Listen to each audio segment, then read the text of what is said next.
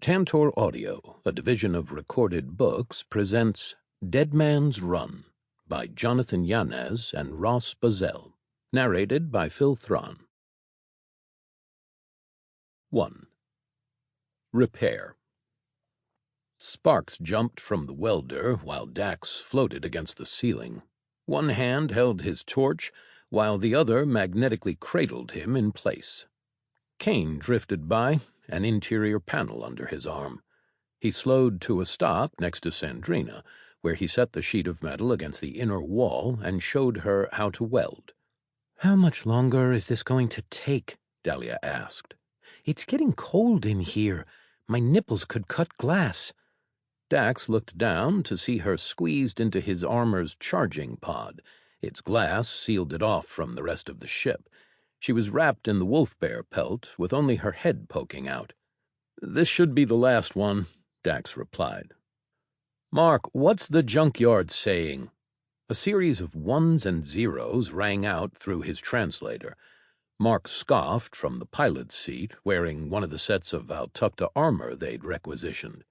"My goddess, that binary is annoying," Kane grumbled. "I hope that's fixed sooner rather than later." "Oh, you really think so?" Mark huffed.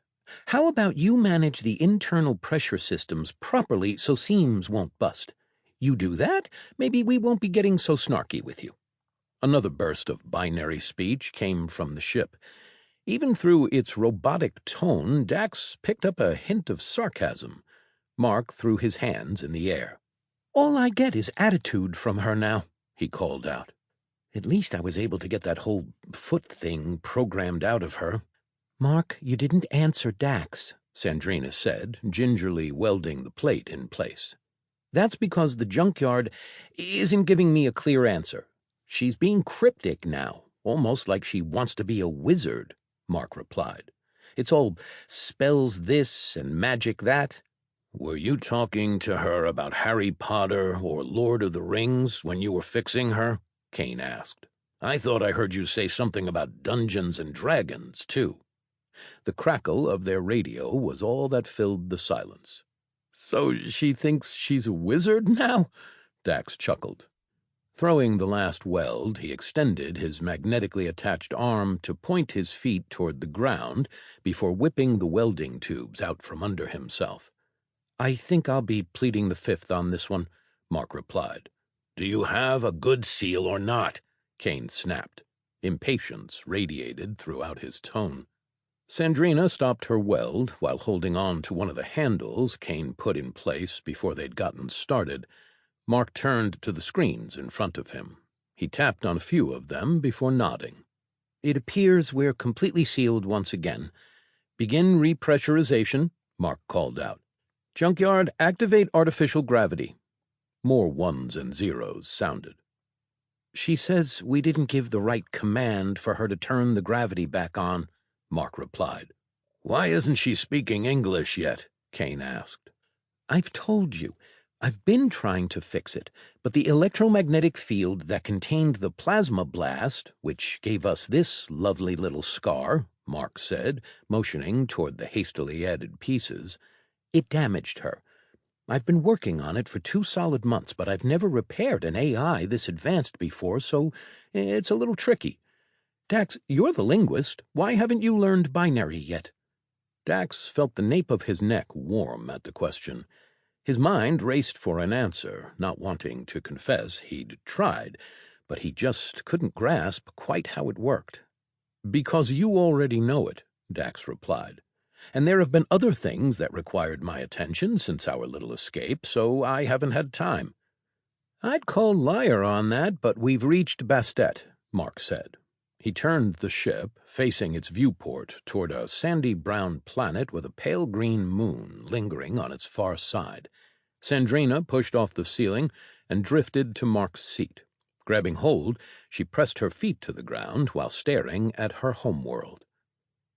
"That's it," she whispered. "When was the last time you were here?" Dahlia asked from the tube. "I was a young woman, 16, maybe 17, when I left to join the guild. Do you think we could land there?"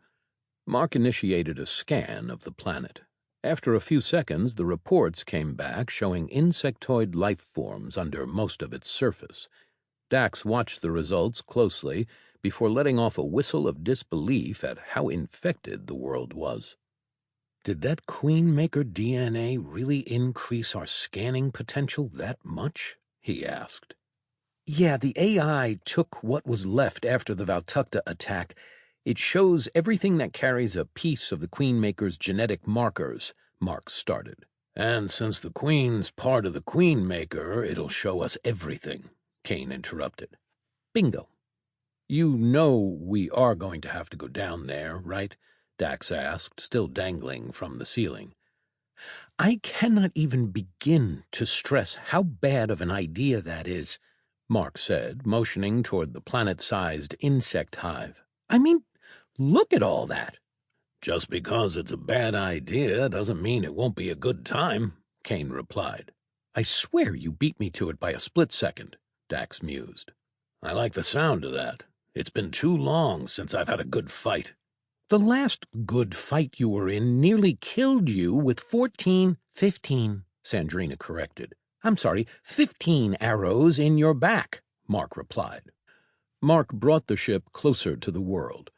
Clouds still dotted the skies. Small pools of blue were scattered around the desert, with the largest concentrations at the poles. Hope ignited in Dax's gut at seeing the last vestiges of life on the world. He remained silent, still holding on to the ceiling. You said you had a plan to wipe all these things out without having to fight them anymore, right? Kane asked. Dax looked back at his crewmate. It took him a few seconds to process the words before nodding. I do, but it would require tissue samples, Dax replied. And they'd need to be relatively fresh, so we don't really have much of a choice. We're going to need to fight some bugs. Yes, Dahlia hissed. Now, will someone please let me out of this tube? The ship's still balancing internal atmosphere, Mark replied. If we let you out, you'll be asleep due to lack of oxygen inside of a minute. At least turn the gravity back on, Kane cut in. She's not letting me, Mark emphasized. I told you, she said we're not using the right command. Great, Kane snarled. An AI with attitude. What could go wrong? Which book were you talking to her about when you were working on her? Dax asked. Why does it matter? Mark asked. Because I have an idea, but depending on which one will dictate how I go about executing my idea. It was The Boy Who Lived, Mark relented. Okay, let's work this logically, then. She used Latin as her base for the spells. He trailed off, pursing his lips while clicking his tongue in thought. His mind stretched back through the fog of time, reaching for his long-gone Latin lessons. Any time now. Zero gravity is getting boring, Kane called out. Descendo, Dax called out. Latin for descend is descendo. A hum sang through the ship. Weight gripped Dax's body. He jolted downward, his magnetic glove holding fast. The armor tightened, taking the strain for his shoulder, while Kane clattered noisily to the ground. A little warning next time, Kane groaned. I'm getting too old for this. He rolled to his back and glared at Dax. You were rushing me, Dax replied. Deactivating the magnet in his glove, Dax dropped. He landed on his feet with a clatter before marching over to Kane. And I feel saying a full sentence should have given you enough of a heads-up. Dax offered a hand to Kane. The mustachioed man grabbed Dax's forearm. With a pull, he was on his feet. He quickly bent over and picked up the welding tools that had fallen to the ground around them. Dax made his way to the pilot's chair. Standing next to Sandrina, he crossed his arms while inspecting the world in front of them. Can you scan to see if there are any cities left? Dax asked. You really think the bugs would have left infrastructure? Kane inquired. He leaned down into the tool pit and returned their equipment to its home. I mean, you saw Dalno Noir. There was nothing left except for Dahlia's tribe, and that's because they had the orb city of death. We don't know that the bugs destroyed their cities, Dax countered. The sand desert could have swallowed them, or after hundreds of years of disrepair they could have fallen to ruin. There's a chance that buildings and infrastructure are still somewhat in place. Mark looked over his shoulder at Sandrina, waiting for her approval. She nodded. "Okay, then, let's see what we can find," Mark said. He tapped a few times on his displays. Several clicks rattled through the ship. Within seconds, the computer had its answer. Large cities dotted the planet. Dax's curiosity quickly overtook him. He leaned in, inspecting the map, while Mark gave him a playful pat on the cheek. "Look at that! You were right again," Mark teased. "I am," Dax said in partial disbelief. "These places are enormous," Mark said, zooming in on a concentration of buildings. "That's Bast, the capital," Sandrina said, motioning toward it. "It's being reclaimed by the desert, like Dax said. This is missing almost a quarter of its footprint."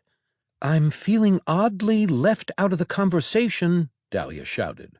"You've got 2 more minutes before it's breathable out here," Mark replied. "We'll let you out as soon as it's safe," Dax added. "It's not fair. I shouldn't be punished because I'm too big for the dinky armor you guys keep stealing." "We didn't steal anything, Dahlia," Dax replied, keeping his eyes on the scans. "Stealing implies ownership, and you can't own anything if you're dead." He pointed at an oddly shaped nest on one screen before motioning to Bast on the other. "Is that a nest under the city?" Dax asked. "It looks like a nursery," Kane replied. "The buildings of a city would add extra protection from bombardment or meteorites." "That's a good eye. Is there a smaller place we could land that'll lessen the risk of us being turned into Swiss cheese?" Dax asked. Sandrina pushed her way to the scans and spins around on the globe. She zoomed into a small base whose buildings were half buried by the sand. She quickly adjusted the insect scan to show a small room a few yards below the buildings. With a tap of her knuckle, she took a step back. "Military compound. Not a lot of people, but would have been an evacuation site if they were able to get that far," Sandrina explained. "Perfect spot to hit in a lightning attack," Kane added. "How well armed were your people?" A deep cackle left Sandrina before Kane finished the question. "That well. Good to know. That means if there's still an active bug presence, it'll likely be diminished," Kane continued. "We set down there, salvage what we can, hope the commotion gets some bug attention, harvest what we need, and get off-world." "I would prefer not to have to face another queen or queen-maker again," Dax added. "A sentiment shared by us all," Dahlia called out. She gave the side of the tube a stern strike with a balled-up fist. Dax walked over to her and engaged its control panel. "Guys, there's no way you're getting me to land this beauty on a world that infested," Mark scoffed. "We've just got her fixed." Dax pressed a button, and the tube lowered, releasing Dahlia. She stumbled out and took several deep breaths. "Thank you. It was getting stuffy in there." "Any time," Dax replied before looking back at Mark. "And that's a pity to hear. If you were to go down there, I'm sure while some of us are harvesting the samples we'd need, the others could clean a few bugs and bring back some steaks for you." "Well, why didn't you say so?" Mark asked, flipping a few switches and initiating the engines for an approach. "I'll get us down there lickety-split." 2. Bastet. Dax and Dahlia grabbed their weapons while Mark flew toward the ground. A quick check showed the plasma rifles were charged and functional. 2 of the electric swords still worked. Dax retracted the blades and placed one on a holster he'd attached to the hip of his armor. Dahlia grabbed her axe and slung it onto her back before picking up 2 rifles. Once fully loaded, They made their way to Kane's quarters. He sat on his bed, tweaking the magnetic projector in his gauntlet. "Are the weapons good?" Kane asked. "They are," Dahlia replied. She handed him a rifle. Kane put down his tools, took the gun, double-checked it, and stood up. Dax offered him the retracted, electrified sword. Kane accepted it as well and attached it to his hip. "What about me?" Sandrina asked, having moved in the doorway. "Where are my weapons?" Dax grimaced. He slowly turned toward her, butterflies fluttering in his gut. "We were thinking you'd stay on the ship with Mark for this one," he replied. "I what?" Sandrina asked, crossing her arms. "I'm home for the first time in 40 years, and you want me to stay on the ship?" "Told you it was a bad idea," Dahlia whispered. "It's not that we want to prevent you from seeing your home," Dax continued. "It's that we're worried you may be emotionally compromised returning to your world for the first time and it being dead and all," Kane cut in. "And that will put us in a dangerous situation that could get someone eaten by a bug." "Way to sugarcoat it, Kane," Dax said, looking back at him. "We don't want to keep your world from you. We just want to make sure you can experience it as safely as possible," Dahlia added. "We don't want you to be the person getting eaten because you didn't see an underbeast." Sandrina's upper lip twitched. Her eyes and pupils narrowed while she stared daggers at Dax.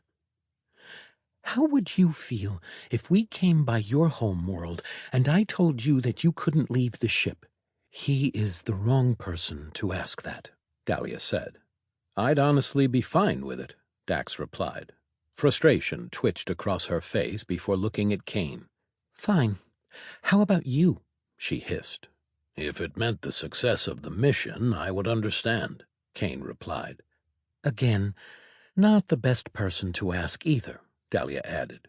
"Have you met these guys?" Sandrina turned her attention to the Dalno.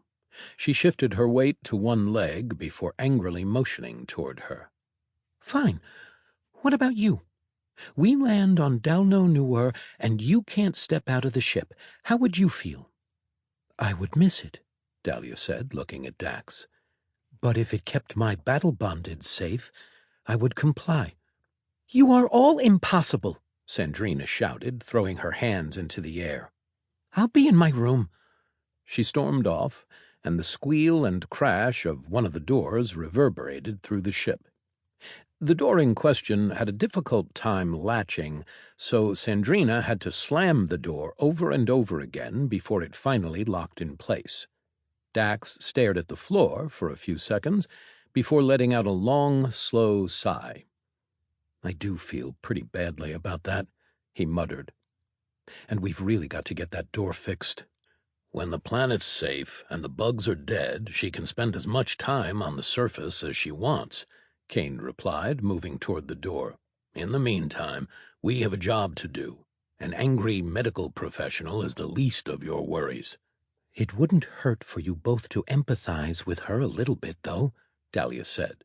"She hasn't seen her home in over 40 years. That's a long time to be away." "Dax, how long will this weapon of yours take to clear out the planet?" Kane asked. "I don't know. On Earth, its gestation time is 4 to 10 days, but I'm not that kind of scientist, and I don't know what kind of variables we're working with," Dax replied with a shrug. "That's why we're going back to Earth after we get the samples. And, might I add, this is a shot in the dark. I don't know for sure this'll work." "So you're saying about a month?" "What? No, that's not what I said at all, Kane." Kane's expression soured. His steely blue eyes locked with Dax's. He leaned forward. "So you're saying about a month," he said in a lower tone. The look that overtook Kane's features caused a lump to form in Dax's throat. His body instinctively took a step back. Dax swallowed hard against the cotton in his mouth before nodding. His body moved on its own, while a high-pitched ringing overtook his hearing. Kane nodded. He turned and walked out of the room, turning toward Sandrina. Dax stood motionless for several seconds, trying to pull himself out of his dissociative state. Dahlia's hand on his shoulder acted as his anchor. Snapping back into his body, he shook his head, bringing the rest of his senses back to him. "What was that?" he asked. "Terrifying," Dahlia replied. "Are you okay?" "If I hadn't already used the restroom, I'm pretty sure I would have just soiled myself." "There are things I'm okay not knowing," Dahlia said. Dax wandered onto the main deck. He looked over to see Kane standing in the doorway of the room they'd managed to build for Sandrina. 14,600 days. Anyone would be desperate to see their home if it's been that long. But what's 60 more days in comparison to 14,600? Kane asked. "We're not trying to keep your home from you. We just recognize how it could be an emotionally impactful moment, and we want to make sure you have time to process what you'll feel without worrying about being killed." Sandrina's response was silence. Kane tapped against her door. "The professor is rarely wrong. I'd be willing to bet on his plan, and when it succeeds, you can spend as much time as you want," Kane added. Sandrina's door slammed open. Her expression was still stern. She held a box out in front of her, keeping Kane at arm's length. Kane glanced at the box before she nodded toward it. "Take it," she ordered. "If you're getting tissue samples, you'll need some place to store them that isn't that deep freezer in the kitchen." Kane hesitated before taking the box. "You're also going to want samples of the muscle, spinal fluid, brain, and brainstem if you can get it. Bone marrow is always an ace. Skin and blood," Sandrina explained. "No chitin?" Dax asked. "Dahlia's got enough on that axe of hers for a sample, but if you want to grab more, you can." Kane took several steps back. "Look, Sandrina, we're sorry," Dax started. "Don't," she interrupted, holding a hand up. "I'm not mad about not being able to return to my home world. Frustrated? Yes. But I get your reasoning behind it. What I'm angry about is that despite being the oldest on this ship—" She trailed off and looked at Kane. Clearing her throat, she placed her hands on her hips. "Second oldest on this ship, you're treating me like a petulant child.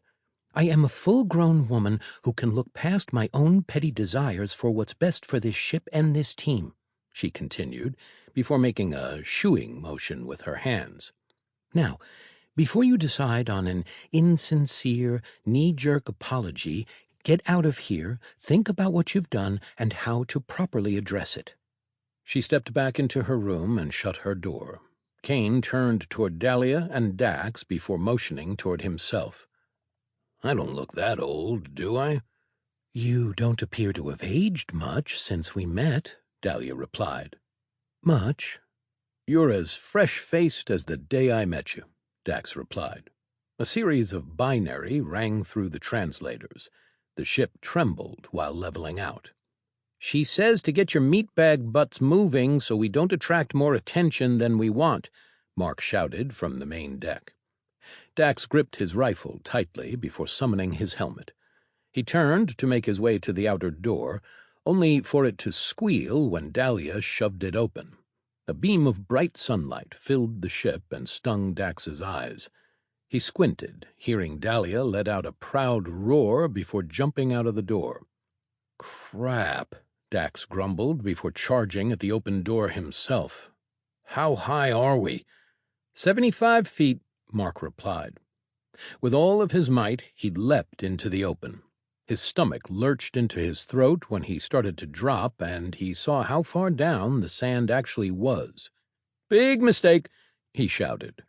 His arms and legs started to flail, causing his heart rate to rise. Dax rolled his shoulders back, activating the propulsion system in his suit. His descent slowed before he hit a mound of sand. Gravity pulled him forward, sending him face first into the ground. Momentum caused him to tumble head over heels. His hand shot up, grabbing the trigger guard of his rifle while the rest of his body was forced to relax.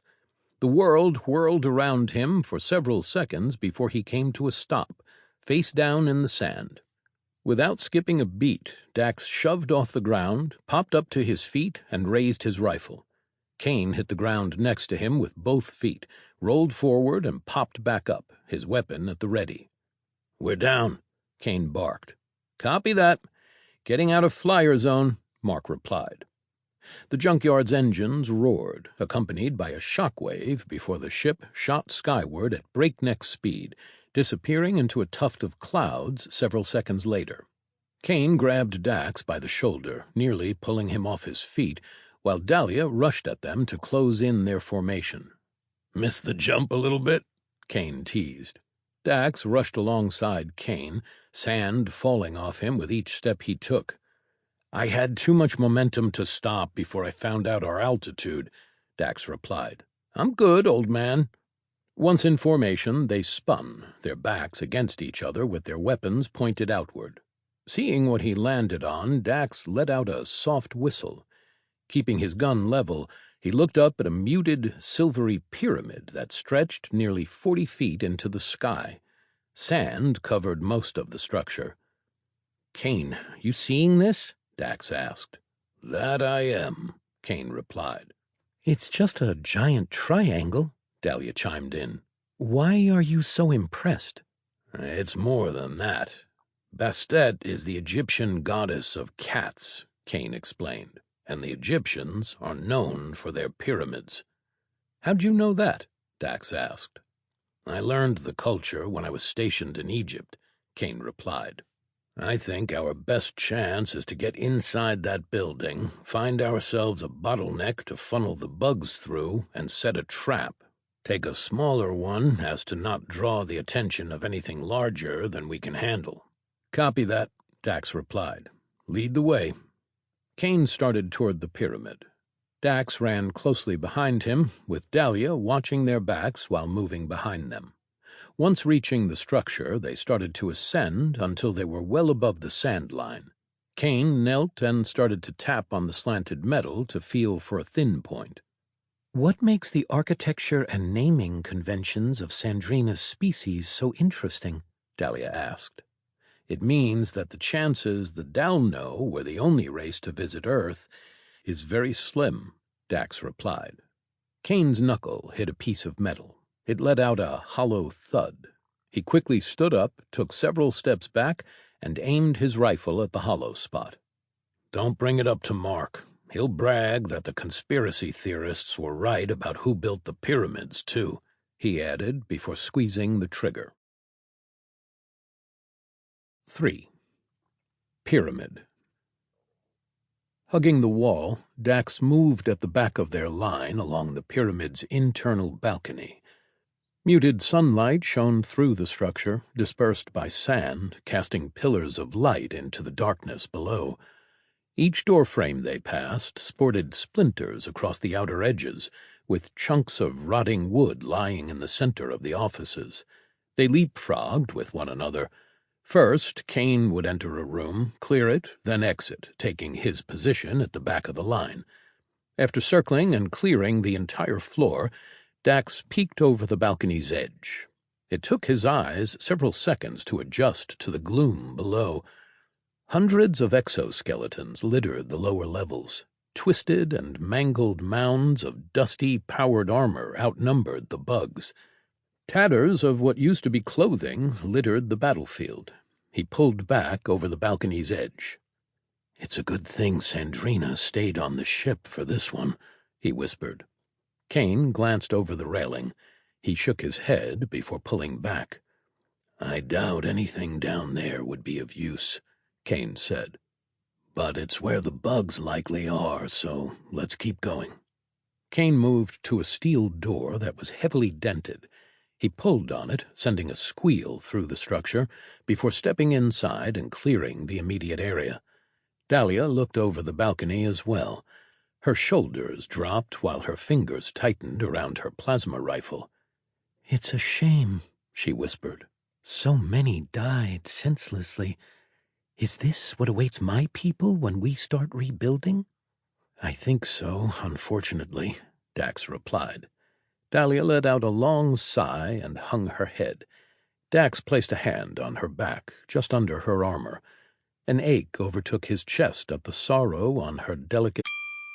Sample complete. Ready to continue?